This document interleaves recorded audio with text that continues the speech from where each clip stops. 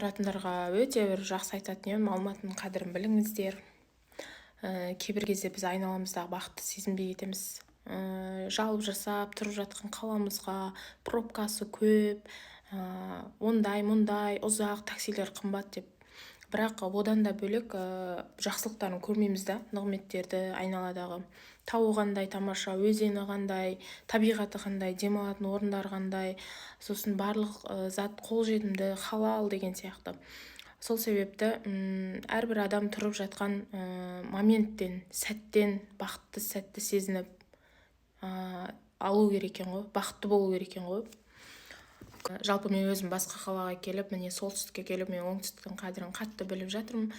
Себебі бұл жақта халал тамақ таппайсың, бәрі қымбат оңтүстікке қарағанда, сосын табиғат жоқ. Мен табиғатты жақсы көремін, тауды, тасты, жаңа өзенді деген сияқты. Ондай табиғат жоқ, бұл жақта шыға алмайсың деген сияқты. Сол себепті Алматыдағы тұрып жатқандарға повезло. Әрине жер сілкінісі болды, енді мегаполис болғандықтан шығар, халық көп, онда шоғырлағандықтан шығар, бірақ Алматы өте берекелді қала. Мен соны білем. Алматы берекелді қала, Алматыда жүргендер соның қадірін біліңіздер. Алматыда тұратындарға осыны жіберіңіздер. Және маған подписация етіп, жазылып алыңыздар, достарыңызбен бөлісіңіздер.